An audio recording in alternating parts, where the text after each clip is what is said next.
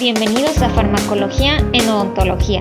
Soy Valerie Zambrano. Aquí encontrarás principios generales, farmacocinética, farmacodinamia, dosis y todos los fármacos utilizados en nuestra área de odontología. Bienvenidos al video de hoy de Farmacología en Odontología. Vamos a ver el tema de farmacocinética. En el video anterior te hablé acerca de las vías de administración. Y aunque tenemos diversas vías y no todas las utilizamos en el área de la odontología, todos siguen esta regla de la farmacocinética. Recordemos que la farmacocinética es el proceso al que el fármaco es sometido a través de su paso por el organismo. En otras palabras, es lo que el cuerpo le va a hacer a la droga. Dentro de la farmacocinética tenemos varios pasos, que es liberación, ¿verdad? Cómo se libera dentro del organismo, cómo se absorbe, se distribuye, se metaboliza o se biotransforma y después tiene el proceso de excreción, como podemos observar en la imagen de tu mano derecha. Ahora, realicé este diagrama para que se facilitara el aprendizaje de la farmacocinética. Recordemos que la farmacocinética es lo que el cuerpo le hace a la droga. En otro video te explicaré lo que es la farmacodinamia, que es un concepto que se confunde mucho con la farmacocinética, pero es básicamente lo opuesto a la farmacocinética, la farmacodinamia. ¿Okay? Entonces, continuando con eso, vamos a ver que tenemos 5 pasos. Primero, al consumir o ingerir el fármaco o la droga, va a pasar por la liberación. Continúa para ser absorbido por las células, ¿verdad?, del cuerpo, dependiendo en diferentes zonas. Recordemos que la absorción puede ser en diferente lugar, no necesariamente al lugar en donde fue administrado. Eso lo veíamos en un video. Tenemos después lo que es la distribución, o sea, a los diversos tejidos que debe de llegar.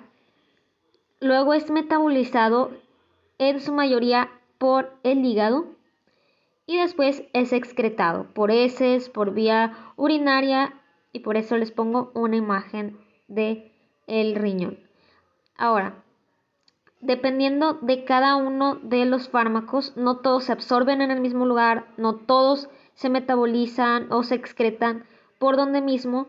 Es importante conocer esto individual de cada uno de los antibióticos, de los AINE, etcétera, para poder administrarle otro. Si el paciente, por ejemplo, tiene insuficiencia renal, pues no le puedes dar algo que se excrete por vía urinaria.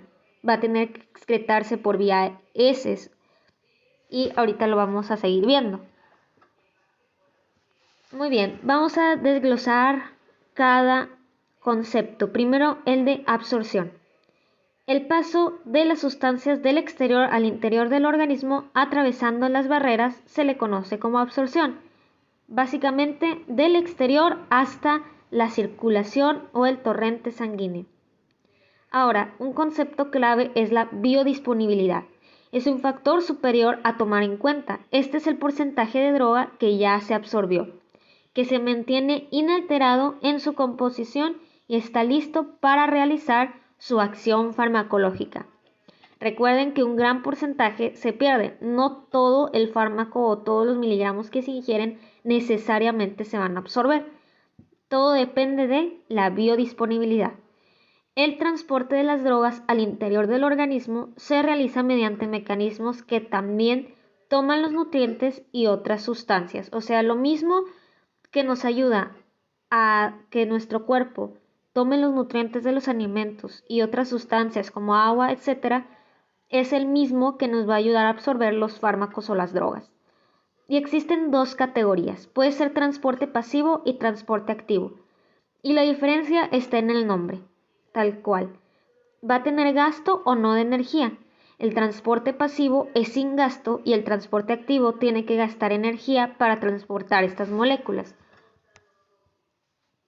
Y aquí lo tenemos. El transporte pasivo es cuando las moléculas se mueven desde una alta a una baja concentración y no necesitan energía. Básicamente la gradiente solamente pasa.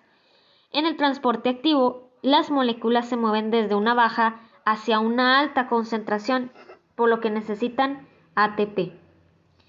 Ahora, dentro del transporte pasivo existen tres: difusión simple, difusión facilitada y filtración.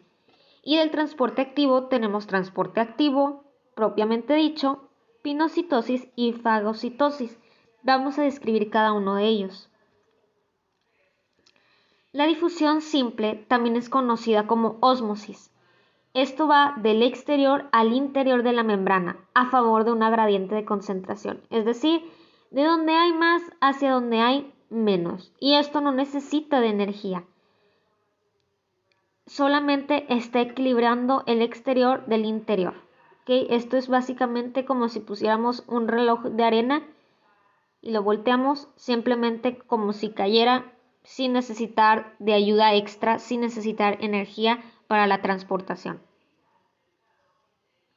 Difusión facilitada. Esto sigue siendo de transporte pasivo, quiere decir que no requiere gasto de energía. Es cuando una molécula transportadora, también llamada carrier, que esta es la palabra clave, carrier, cuya función es unirse temporalmente a un fármaco y llevarlo al interior mediante un mecanismo de rotación. Vamos a decir que el carrier es como el botones en un hotel que te ayuda a llevar las maletas hasta el lugar, pero no le vas a pagar al botones por llevar tus maletas a la habitación del hotel, ¿verdad? Simplemente es su función hacerlo y lo hace. Tenemos ahora la filtración. Seguimos en transporte pasivo, no gasta energía. Y esto, como dice filtración, es mediante unos poros que se encuentran en las membranas celulares, como se encuentra en la imagen. Su limitante es la dilatación del poro. O sea, ¿cuál es la desventaja de la filtración? Que va a depender de cuánto esté dilatado el poro y el tamaño de la partícula que se va a transportar. O sea, si va a caber o no por esos poros. Esto solo aplica en las sustancias de bajo peso molecular, por lo mismo de que pues solamente es por estos poros de la membrana celular.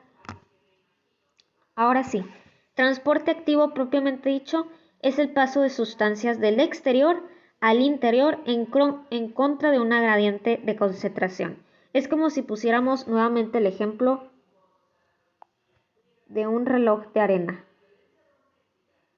Si queremos que la arena vaya hacia arriba, sería muy difícil, ¿no? Necesitaría de ayuda o algo que lo subiera.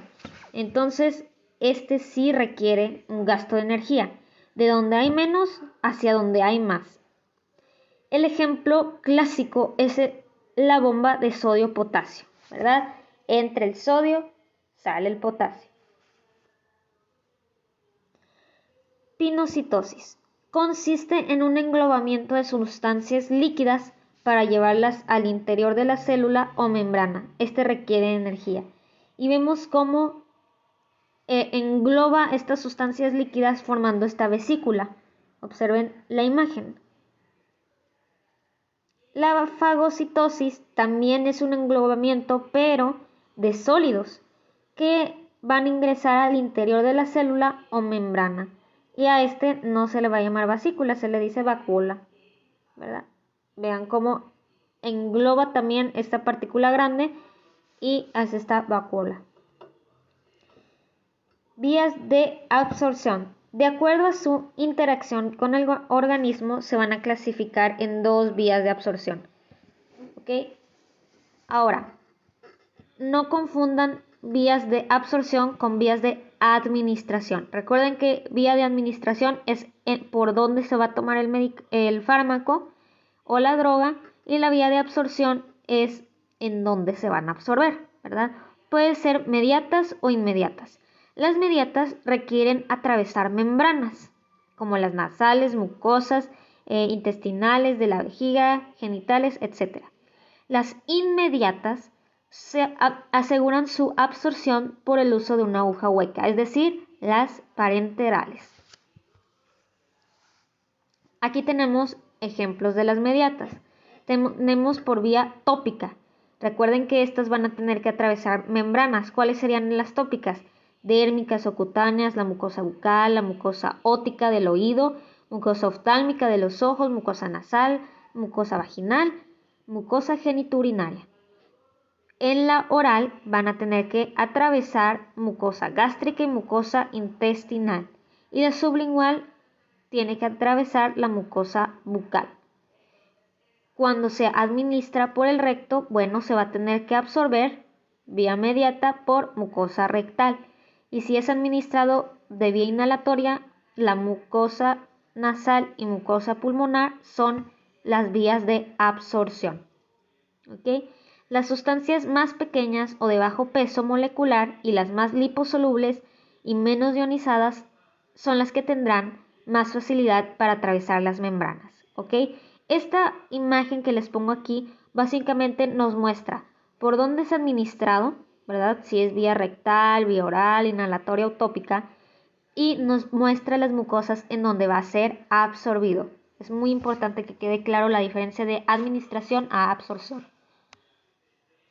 Luego, vías inmediatas de absorción son las que son administradas vía parenteral, intravenosa, intramuscular, la subcutánea, la intracardíaca, la intertectal, intraligamentosa. Estas tienen un 100% de biodisponibilidad.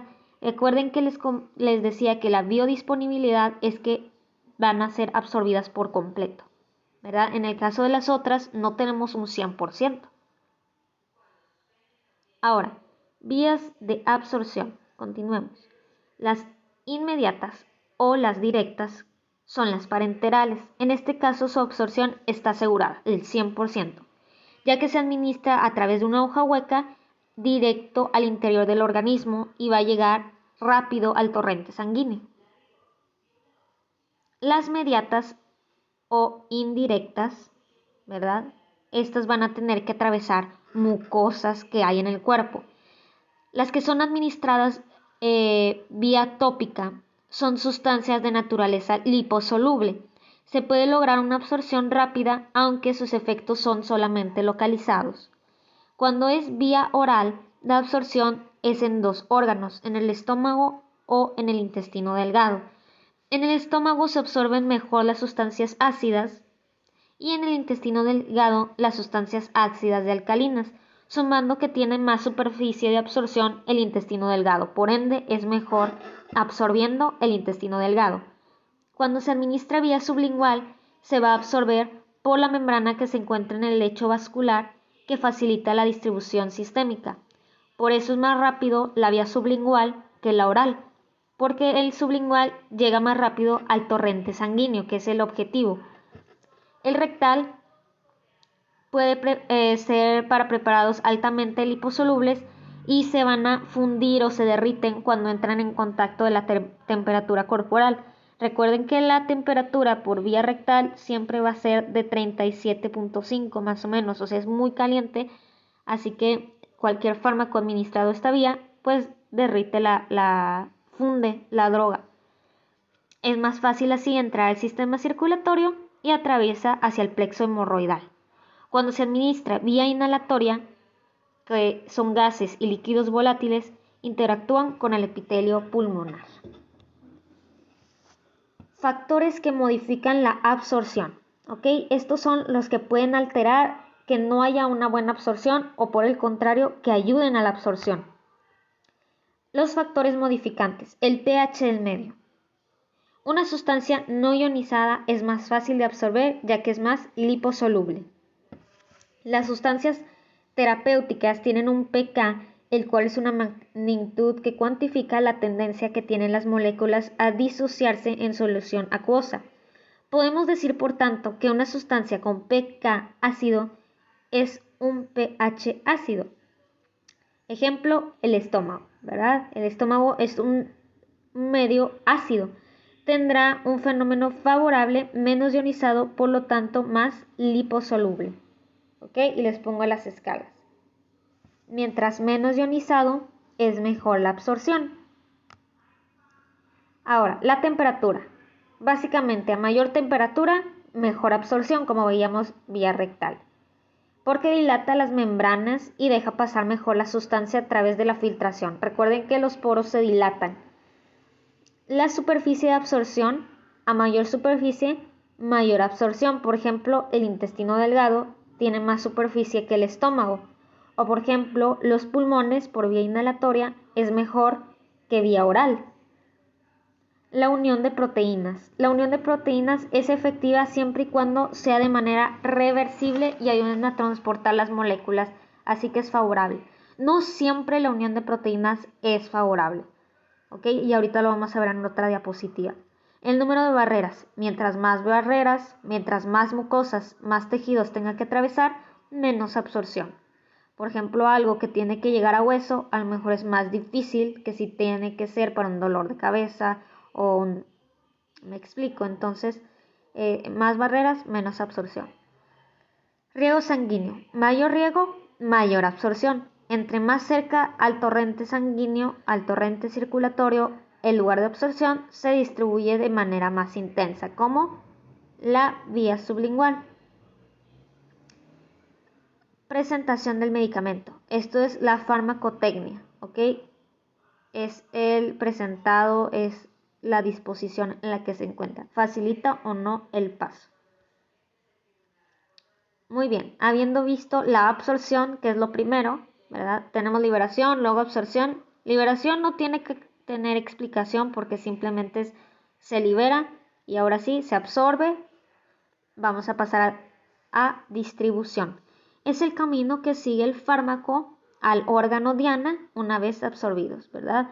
Por dónde se va a distribuir para llegar al objetivo. Todo fármaco, ya sea inyectado o absorbido vía sanguínea o linfática, llegan a sangre plasma donde se distribuyen a diversos tejidos. ¿Ok? Llegan a la sangre y no solamente va a llegar, por ejemplo, tengo dolor de cabeza y va a llegar ahí, sino que va a llegar a diferentes zonas del cuerpo. La distribución, este concepto es el proceso en el cual el fármaco abandona reversiblemente la corriente sanguínea y penetra el espacio intersticial o en las células del tejido. ¿Okay? Ya no está aquí, sino que ya va directo al órgano diana. Hígado, riñones, encéfalo y otros órganos con gran riego sanguíneo reciben mayor parte del medicamento. Y lo más lento es la llegada a los músculos, es lo que más se batalla para que llegue. La afinidad de fármacos a unirse a proteínas. Por ejemplo, la albúmina se une a fármacos ácidos. La globulina transporta hormonas sexuales. Y la glicoproteína es para fármacos básicos. El fármaco se puede comportar de dos formas, en fármaco conjugado o un fármaco libre. Como dice su nombre, un conjugado es cuando está unido a proteínas. Se une a proteínas y no se absorbe ni distribuye, es inactivo por el gran tamaño de las proteínas. Era lo que les decía ahorita. Uno de los factores influyentes en la absorción puede ser que cuando está unido a proteínas muy grandes no se absorbe adecuadamente. En cambio, un fármaco libre que no está unido a proteínas, por lo tanto, se absorbe, se distribuye, tiene acción, se biotransforma y se excreta. O sea que el fármaco libre es el ideal para que haya una buena farmacocinética. Ahora, los fármacos tienden a almacenarse y a concentrarse en zonas del cuerpo. Los sitios de depósito son los lugares de poca vascularización. Quedan ahí almacenados como el tejido óseo, el tejido adiposo y en proteínas. Por lo mismo de que no hay tanta circulación. En los sitios que se concentra, que son altamente vascularizados, puede llegar más cantidad de la droga y causar toxicidad, como el hígado, el vaso, el riñón y el pulmón. No sé, por ejemplo, si han escuchado que dicen, ay, me va a hacer tanto fármaco, me va a hacer daño al hígado. Y tienen razón. Todos los fármacos que son biotransformados o metabolizados en el hígado, pues se van concentrando una parte ahí, porque es donde llegan más por la alta vascularización. Barreras. Hay barrera hematoencefálica o meningia muy selectiva. No cualquier fármaco puede pasar hacia el encéfalo. Desde el plasma al cerebro, el líquido cerebroespinal, es muy difícil cruzar esta barrera y debemos de evitarlo también. La transferencia de fármacos a través de la placenta tiene especial importancia puesto que muchos medicamentos causan anomalías en el feto o, como se le conoce a estas anomalías, efectos teratogénicos. Más adelante, en otro video, les voy a explicar cuáles son los fármacos que puede recetar un dentista sin afectar a una mujer que está embarazada. ¿Ok? Si ya requiere otro tipo de fármacos o una atención, pues a lo mejor más invasiva, se tiene que referir al médico general o al ginecólogo, pero en otro video les explico más acerca de este tema y todo lo que puede pasar con el feto, ¿verdad? La placenta puede transferir y ser un gran efecto para el feto. Muy bien, vamos a pasar al siguiente, que es biotransformación. Es el metabolismo. En esta parte es en donde va a pasar la farmacodinamia, que en otro video explicaré más a fondo la farmacodinamia. Recuerden que la farmacodinamia, lo veíamos en los conceptos, es lo que la droga le va a hacer al cuerpo. ¿Okay? Es ahora sí la acción farmacológica, el mecanismo de acción y todo eso. Pero seguimos en farmacocinética. Las drogas no permanecen indefinidamente, desaparecen por eliminación química o biotransformación, ¿ok? Ya no se van a quedar como su estado original, sino que se transforman. Se define como cambios químicos que le ocurren al fármaco en el interior del organismo que alteran su organismo, ¿ok? Cómo se comporta.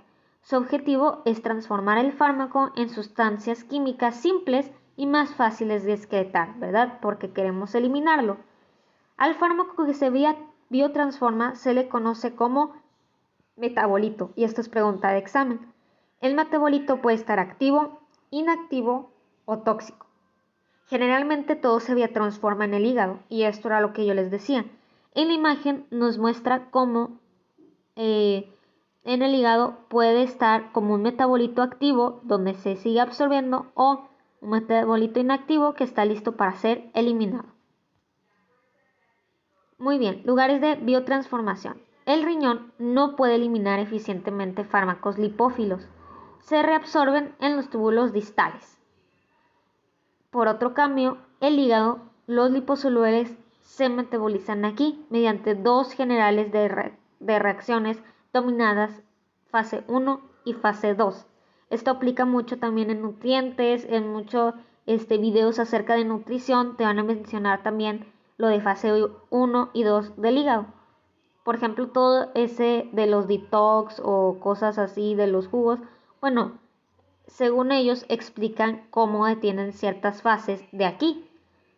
La fase 1, vamos a verlo acá, es la de oxidación. Actúan para convertir las moléculas lipófilas en moléculas polares. La fase 1 es responsable de descomponer las toxinas solubles en grasa. Y reacciones que suceden aquí sería la oxidación propiamente dicha, la hidroxilación, desalquilación, desaminación oxidativa, reducción y la hidrólisis. ¿Ok? Y aquí lo tenemos en fase 1, como el glutatión ayuda a estas reacciones de oxidación y libera radicales libres, ¿verdad? Vean los metabolitos intermedios, como se ve en la imagen, de más polares a menos solubles en lípidos, y pasa a la fase 2. Dentro de la fase 1 está el citocromo P450. Es la enzima principal responsable del metabolismo de la mayoría de los fármacos antineoplásicos. Este va a catalizar reacciones de la fase 1 de biotransformación. La fase 2 es la conjugación.